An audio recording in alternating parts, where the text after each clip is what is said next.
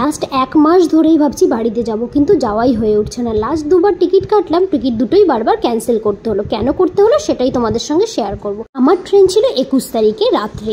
আর তোমরা যারা ভুবনেশ্বরে থাকো বা জানো, যারা এসেছো তারা কিন্তু জানবে যে এখানে প্রচণ্ড গরম পড়ে। আর আমাদের রুমটা তো আমি আগেই বলেছি, একটা যেহেতু রুম, আর যেখানে রান্না করি না সেখান থেকে হাওয়া পাস হওয়ার কোনো জায়গা নেই, এতটাই গরম।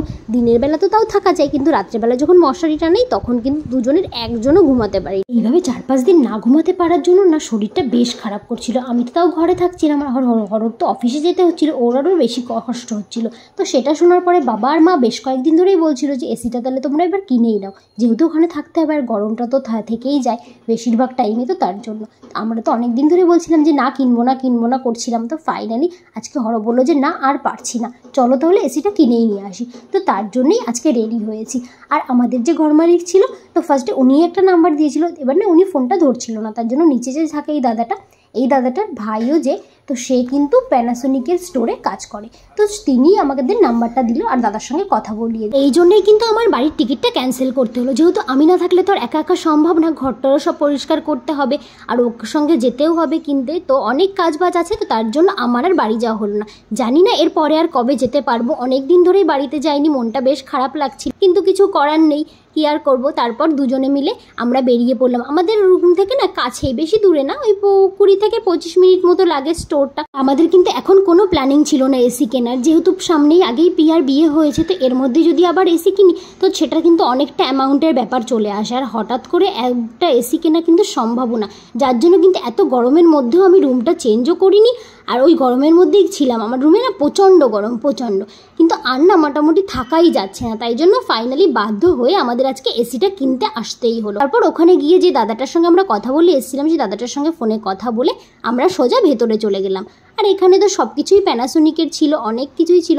আর আমরা তো আগে ডিসাইড করেই এসেছিলাম যে প্যানাসোনিকের 3 স্টার 1.5 টনের এসিটা আমরা কিনবো। তারপর তো এখানে একটা টিভি দেখলাম, এত সুন্দর না টিভিটা দেখে আমার এত ভালো লাগছিল, আমি না সোজা দাম দেখতে চলে গেছি।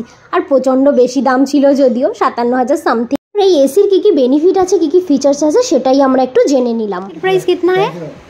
इसका एमआरपी 57,000 है। नहीं अभी ऑफर में, मतलब ऑफर में हम देते हैं 37,500 38,000 देते हैं। अनेक का इसमें ये वाला 40 वाला लिमिट है इसमें रहेगा ये इन्वर्टर टेक्नोलॉजी है 145 वोल्ट से अगर नीचे रहता तो हम नहीं करेंगे, उसके लिए स्टेबलाइजर आपको जरूरत होगा। 145 से वेव रहेगा तो अच्छा। अगर आपका अपार्टमेंट का फ्लैट है तो उसमें जरूरत नहीं होगा स्टेबलाइजर का, उससे सेपरेट ट्रांसफार्मर लगता है, तो उसमें वोल्टेज का डाउन हो जाएगा, ऐड कर देगा पार्टी नहीं पर्सनल होम है ज़्यादातर लोग रहते हैं वहाँ पर वोल्टेज कम होता है, कुछ नहीं होता है, उसके लिए आपको स्टेबलाइजर तो है। ये कॉपर रहेगा, इंडोर आउटडोर सिस्टम में 5 साल का वारंटी रहेगा, और आउटडोर कंप्रेसर में 10 साल का वारंटी रहेगा, ओवरऑल 1 ईयर का फ्री वारंटी रहेगा। যদিও ওখান থেকে সাজেস্ট করেছিল যে 1 টনের এসিটা নেওয়ার জন্য, যেহেতু আমরা সিঙ্গেল রুমে ছোট রুমে থাকি তার জন্য, কিন্তু আমরা ডিসাইড করেছিলাম না 1 টনেরটা আমরা নেব না, যেহেতু এটা আবার পরে তো আমাদের ঘরেই লাগাতে হবে, তো তার জন্য আমরা কিন্তু 1.5 টনেরটাই ডিসাইড করেছিলাম যে 1.5 টনেরটাই নেব। আর আমাদের দেখো পুরো প্যাকিংও হয়ে গেছে, আর যে ট্রাকে করে যাবে সেটাও চলে এসেছিল। তারপর কিন্তু আমাদের কিন্তু ওখান থেকে ডিসকাউন্টও দিয়েছে, যেহেতু আগেই বলেছি যে দাদাটার থ্রুতেই আমরা এসেছি, তো দাদাটা আজকে ছিল না, কিন্তু অনেকটাই ডিসকাউন্ট করেছে। তারপর দেখতে দেখতে আমরা চলে এলাম, এসিটা রেখে আমাদের আবার বেরাতে হলো। কেন বেরাতে হলো বলো তো, আমাদের না স্ট্যাবিলাইজারটাই কেনা হয়নি। তারপর এখানে আরেকটা মার্কেট আছে বাপুজি নগর, তো সেখানে অনেকগুলো দোকান ছিল স্ট্যাবিলাইজারের, তো সেখানেই গেলাম। ফার্স্টে একটা দোকানে গেলাম, ওখানে না ভালো পছন্দ হয়। তারপর খুঁজতে খুঁজতে আমরা অন্য একটা দোকানে এলাম। ওমা, ওই দোকানটাতে এসে না দেখি যে উনি না বাঙালি, বেশ বাংলায় কথা বলছে আর বাংলায় সিরিয়ালও দেখছে। আমাদের তো দেখে বেশ মনটা খুশি হয়ে গেছে, আর হবেই না কেন বলো তো। তাই তো, যাক তাহলে একটা বাঙালি লোককে দেখতে পেলাম। জিজ্ঞেস করো, স্টেবিলাইজার লাগবে, 1.5 টন একটা এসি নিচ্ছি, স্টেবিলাইজার লাগবে দিচ্ছি বস। সব থেকে ভালো যেটা হবে সেটা হচ্ছে 3 বছর গ্যারান্টি এই মডেল।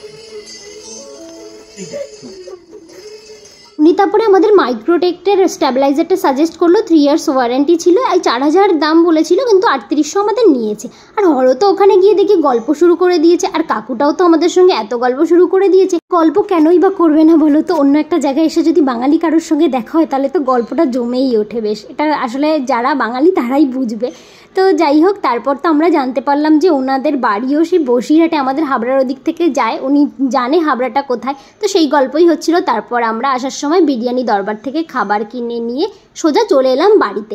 আর এখন তো আর রান্না করা সম্ভব না, তো তার জন্য তারপর তো দুজনে মিলে বিরিয়ানি খেয়ে নিলাম। এই দোকানের বিরিয়ানির কোয়ালিটিটা না আগে বেশ ভালো ছিল, কিন্তু এখন না অতটা ভালো করেনি।